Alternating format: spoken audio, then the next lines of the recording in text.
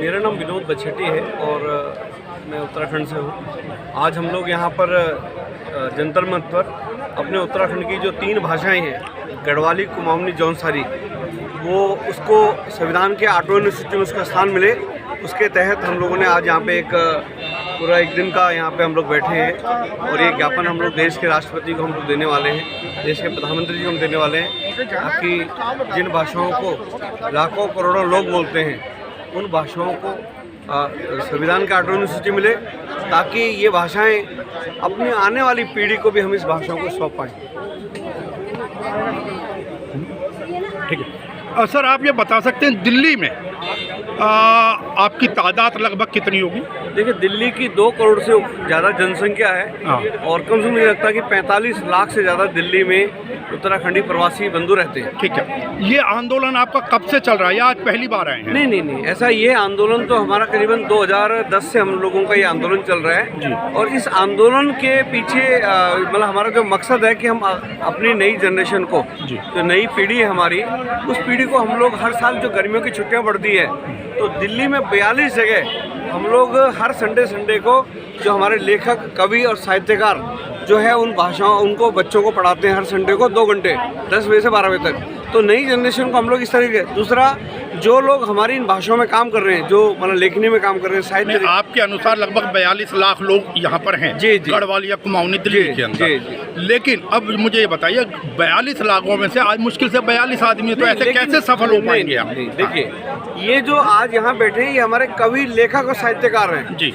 ये केवल कवियों को हमने बुलाया, लेखकों को बुलाया, आम जनता को क्यों नहीं? क्योंकि आज सरकार है, सरकारी तंत्र सर गिने जाते हैं साहब, लोग भीड़ के आगे झुकती है सरकार। बिल्कुल, मैं आपकी बात से बिल्कुल सहमत हूँ। बहुत जल्दी हम एक मतलब बड़ी संख्या में हम लोग यहाँ पहुँचेंगे, जंतर मंतर पे रहेंगे और अनेकों बार हमने प्रदर्शन भी किया। ऐसा नहीं कि आज पहली बार सफलता नहीं मिली आज तक। नहीं सफलता मैंने कारण यही संख्या? कारण नहीं, कारण देखिए सरकारों का, क्योंकि जो भाषाओं का वाला विषय में हमने देश के प्रधानमंत्री जी को, देश के गृह मंत्री जी को हमने चिट्ठियाँ लिखी है और हमारे जितने भी लेखक, कवि, साहित्यकार प्रयास कर रहे हैं। उम्मीद करते हैं कि एक दिन जरूर हम लोगों को इनके। वो एक दिन कब तक आने की उम्मीद है जब आप इतने समय से लगे हुए हैं ध्यानी जी?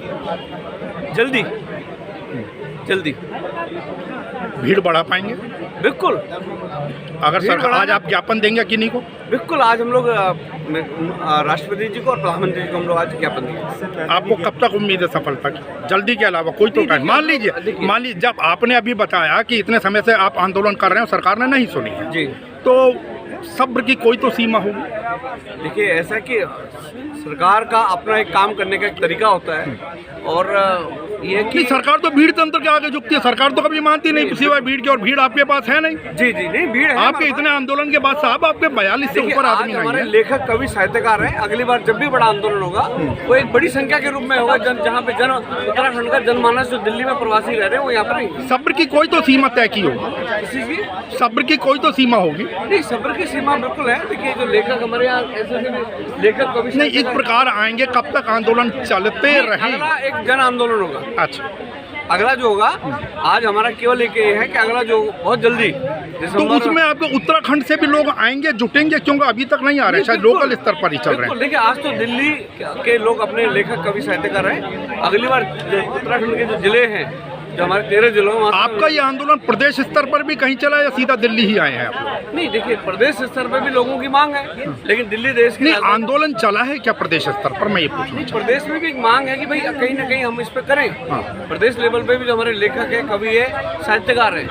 अब प्रॉब्लम, दिक्कतें यहाँ आ रही है कि मैं बहुत अच्छी गढ़वाली बोल लेता हूँ लेकिन मेरे बच्चे नहीं सीख पा रहे। अब मैं पहले तो हमने इसलिए सीख ली कि मेरे दादा दादी, नाना नानी उनके साथ बोलते बोलते हम लोग सीख गए, लेकिन आज महानगरों में क्या है कि भाषा जो बोलने की हो गई, हिंदी हो गई।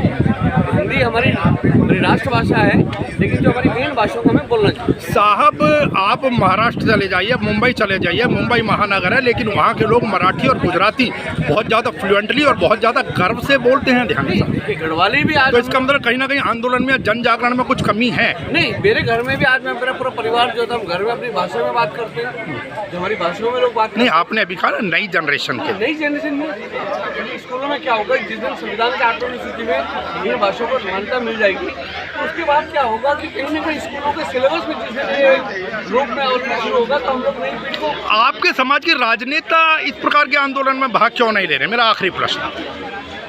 मैं आपके सवाल को दोबारा। आपका जो प्रदेश स्तर पे इन भाषाओं से संबंधित राजनेता हैं जो संसद में आपका प्रतिनिधित्व करते हैं, वो लोग इस आंदोलन के क्यों आगे नहीं बढ़ा रहे हैं? देखिए, इसमें सतपाल महाराज जी हो गए या अन्य हमारे जो तीरथ रावत जी हो गए, उन्होंने अनेक बार जो सवाल ये क्वेश्चन रखा कि इन भाषाओं को रिकॉग्नाइज होनी चाहिए, इन भाषाओं को संविधान सूची में इनको मान्यता मिलनी चाहिए।